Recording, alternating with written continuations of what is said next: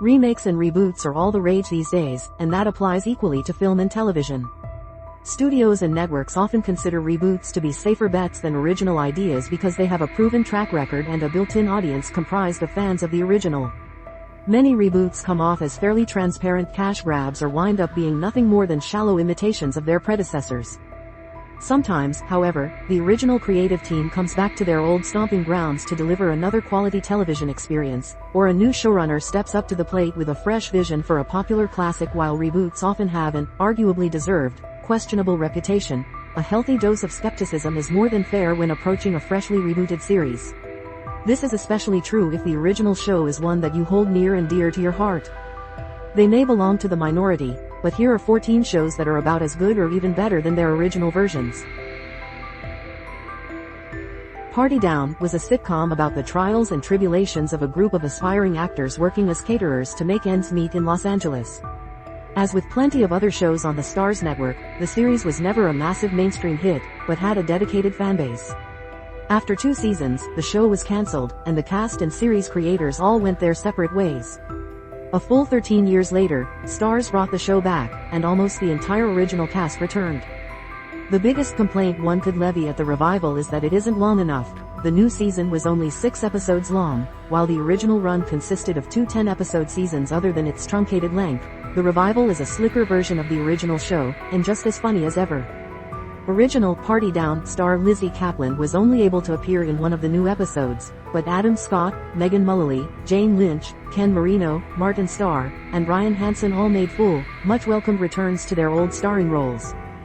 The new season also added a few big names including James Marsden and Jennifer Garner, the latter of whom went beyond a typical guest star role, appearing in all 6 episodes. Twin Peaks only lasted for 2 seasons and a total of just 30 episodes on ABC in the early 90s, but, in that brief time, it became a cultural phenomenon, changing the face of television forever. After the show's premature cancellation, over 25 years went by with the story left unfinished. Original series co-creators Mark Frost and David Lynch reunited along with most of the original cast to deliver Twin Peaks: The Return on Showtime in 2017. The switch from network to premium cable channel meant that the series not only had a significantly higher budget, but also that it was no longer beholden to the restrictive censorship rules of broadcast television.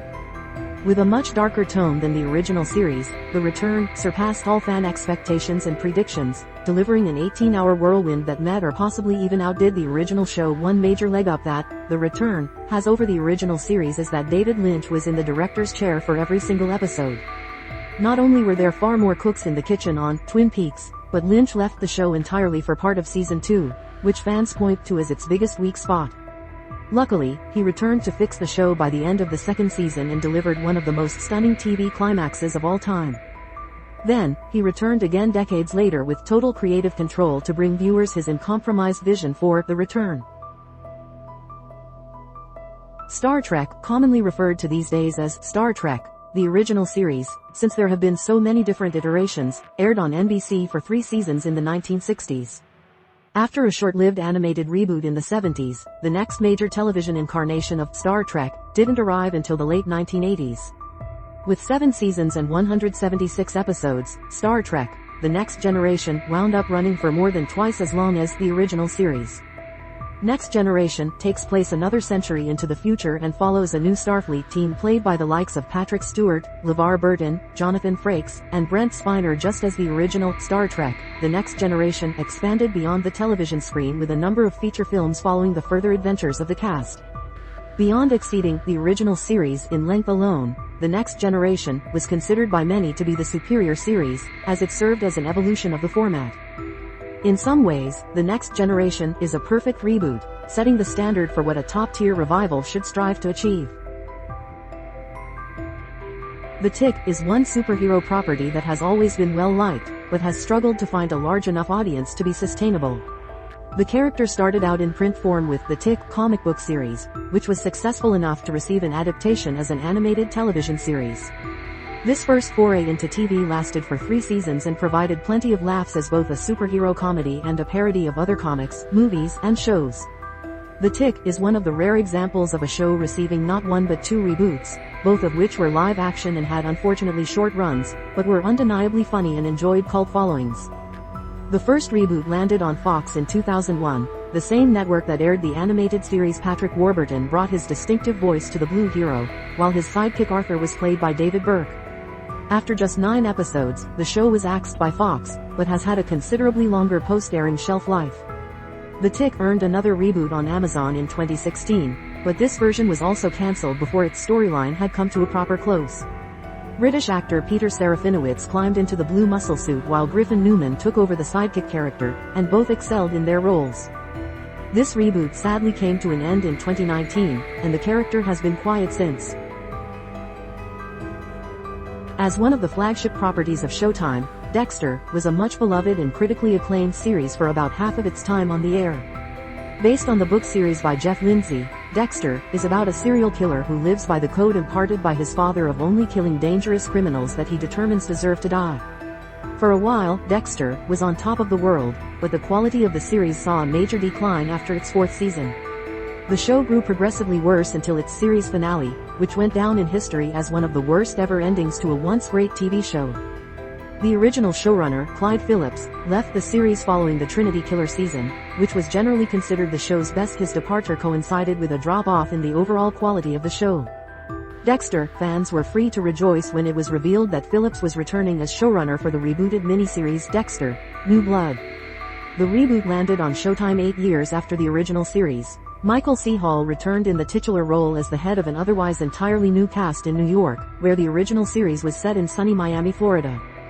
New Blood sought to remedy the failings of the last few seasons of the original series and deliver a better conclusion to Dexter Morgan's story. For the most part, it was successful in both of those aims.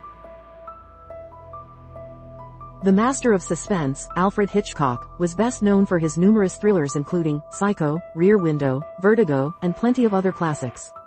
In addition to the big screen, he also left an indelible mark on the small screen. His first foray into television was Alfred Hitchcock Presents, which ran for 7 seasons and a whopping 268 episodes. The series was an anthology offering self-contained crime stories, sort of like a more grounded spin on the Twilight Zone format. Hitchcock hosted each episode and directed a couple of the episodes himself each season, while other directors came in to handle the rest.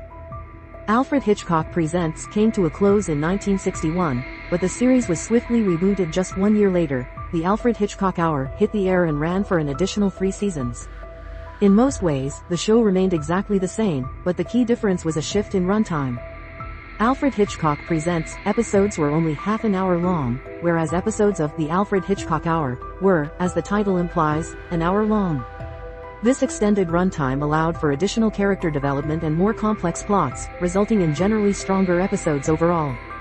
Alfred Hitchcock Presents eventually received another reboot under the same title in 1985, but Hitchcock had already passed away by then, and his episode intros were just colorized reproductions from the original series. 1977's Roots is often hailed as one of the most important television shows ever produced.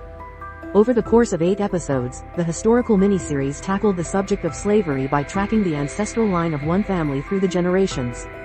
The miniseries won 9 Emmys and launched the career of star LeVar Burton, who later played Geordie LaForge on Star Trek: The Next Generation. Roots has been revived a couple of times over the years, once shortly after the original miniseries and again relatively recently. The first reboot arrived in 1979 as Roots: The Next Generation. As the title implies, this second miniseries installment continued to track the lineage of the same family further through the years. While not quite as much of a cultural touchstone, the follow-up was still extremely well received and won an additional 2 Emmys. There were also the TV movie, Roots, The Gift, and the related miniseries Queen in the intervening years, but the next reboot of the core story arrived in 2016 with Roots: A New Vision, which aired on the History Channel. The new miniseries adapted the same source material but put a different spin on the content as opposed to just being a straightforward modernization of the previous miniseries. Julia Rayside of The Guardian wrote that the new miniseries has lost none of its power to shock, and that it should be required viewing. The original Perry Mason ran for 271 episodes over the course of 9 seasons. Raymond Burr played the titular character, a criminal defense lawyer who helped clear the names of the innocent while also frequently uncovering the real culprit at the same time. After the original series went off the air in 1966, the show was briefly rebooted in the 1970s as The New Perry Mason, although this inferior version only lasted for 15 episodes before meeting its end. Burr returned to the role for over 25 Perry Mason TV movies, beginning in 1985 with Perry Mason Returns. After a couple of decades of silence from the classic criminal defense lawyer, Perry Mason received a shiny new reboot as an HBO original series in 2020. Matthew Rhys of The Americans fame played the new version of Perry Mason, now a far more complex and emotionally damaged character than his previous iterations. The HBO reboot changes a lot about the original series, to the point that it feels like an entirely different television show. The 2020 Perry Mason is significantly darker and focuses on longer-form cases instead of the standard self-contained episodes of the original series.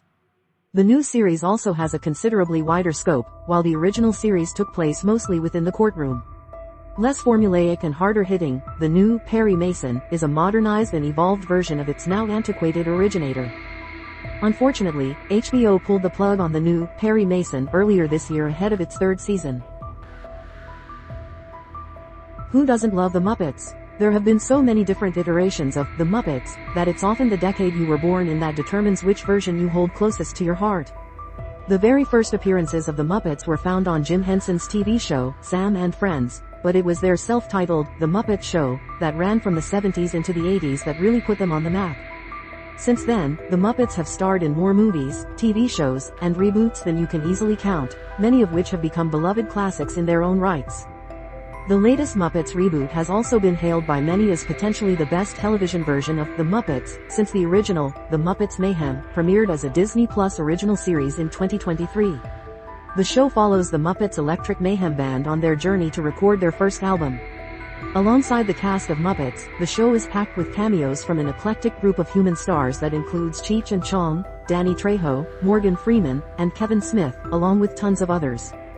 The musical focus of the show also leads to plenty of appearances from famous musicians.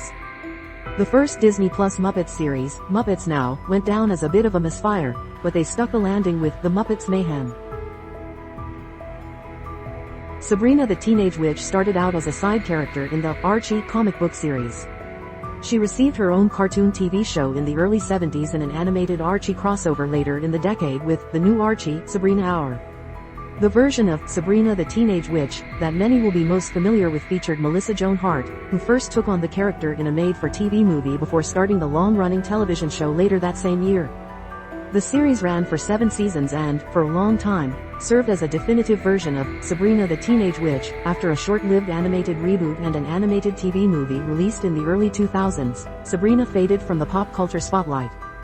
Several years later, Chilling Adventures of Sabrina offered a completely new spin on the character as a Netflix original series with Kiernan Shipka of Mad Men fame taking over the titular role. Abandoning the sitcom stylings of the 90s, Sabrina the Teenage Witch, Chilling Adventures of Sabrina, instead gets darker, while still retaining a sense of humor aimed squarely at teenage audiences. In the grand tradition of British detective shows, Inspector Morse is often hailed as one of the very best, amongst the likes of Poirot, A Touch of Frost, Prime Suspect, and Midsummer Murders. Inspector Morse aired sporadically from 1987 to 2000 with episodes that were always as long as feature films. The titular inspector, played by John Thaw, was a classic crime solver who cracked complex mysteries for the Oxford Police Department. The character came from the novel series by author Colin Dexter, which also introduced Morse's partner Robert Lewis, who received his own spin-off series in 2006, Inspector Lewis. The Inspector Morse character returned to television in a new form with the 2012 reboot, Endeavour, a prequel series following the early years of Morse's career before he had reached the rank of inspector while keeping up the feature-length episodes. Endeavour ran for 9 seasons, concluding its final season in 2023. Portraying the younger version of the classic detective was Sean Evans, who also directed a handful of episodes. The creative head of the show and the writer of every single episode was Russell Lewis, who had previously written a single episode of the original Inspector Morse and 5 episodes of Inspector Lewis. NPR critic John Powers spoke positively of Endeavour, writing that, just as Better Call Saul is, in some ways, more interesting than Breaking Bad, so Endeavour offers more emotional richness than the series that inspired it. The original incarnation of Doctor Who started in 1963 and ran all the way until 1989, racking up an unbelievable total of nearly 700 episodes. The classic sci-fi series offered countless adventures and established the many hallmarks of the property, such as swapping out the lead actor every few seasons by having the Doctor regenerate periodically. A middling film was released in 1996, Doctor Who, the movie, but the series wasn't properly rebooted until 2005 when it was given a higher budget and increased production values. The reboot has remained on the air since, with 200 episodes under its belt. Nowhere near the expansive serialized catalog of the original show, but still far more than most of its television contemporaries could hope to achieve. The rebooted version of Doctor Who has been around long enough that it is now considered the definitive version by an entire generation of fans. Just like the original series, the rebooted show has kept up the trademark of replacing the lead actor, beginning with Christopher Eccleston before rotating through David Tennant, Peter Capaldi, Matt Smith, Jodie Whittaker, and a few others. Tennant is returning to the role later in the year for a series of special episodes commemorating 60 years of Doctor Who, before Ncuti Gatwa officially begins his tenure as the Doctor. The Fresh Prince of Bel-Air was a smash hit from the moment it debuted on NBC. The show enabled Will Smith to seamlessly transition from his music career by playing a fictionalized version of himself moving from West Philadelphia to the wealthy neighborhood of Bel-Air with his rich extended family. The sitcom ran for 6 seasons before drawing to a close in 1996. 24 years later, the cast reunited for an HBO Max reunion special in 2020, and 2 years after that, the series was rebooted as a Peacock original. With the title shortened to just Bel-Air, this reboot took the same premise but approached it from a more dramatic angle. Smith remained involved with the reboot as an executive producer, but the role of the character Will Smith on the show was taken over by Jabari Banks in his first and so far only acting role to date. With such a drastically different approach to the same material, the first season of Bel-Air went through some growing pains, but most critics agreed that the second season found its footing and delivered a more than worthy reboot of the original series. Critic Quincy Lagarde of the AV Club sang the praises of the reboot, writing, "The series has stood out against the vast selection of nostalgic reboots by taking the themes and heart of the original series and building a world that can stand on its own as a solid dramatic series." British actors David Mitchell and Robert Webb make up the comedy double act known as Mitchell and Webb. Together, they have headlined many projects including such diverse offerings as the long-running sitcom, Peep Show, the movie, Magicians, the dramatic miniseries, Ambassadors, and the recent comedy series, Back. The duo also worked frequently with Olivia Colman, who went on to find massive success as an international movie star later in her career. The early years of their collective careers were largely spent in the world of sketch comedy, and their first solo headlining effort was The Mitchell and Webb Situation, which ran for 6 episodes in total. In 2001 the duo brought along Colman when they retooled their sketch show approach for 2006's That Mitchell and Webb Look. The reboot lasted far longer, with a full 4 seasons, and was tighter, slicker, and, most importantly, funnier. In between their 2 televised sketch shows, Mitchell, Webb, and Colman also made the audio-only sketch series, That Mitchell and Webb Sound, for BBC Radio 4, which ran intermittently for 5 seasons over the course of a decade.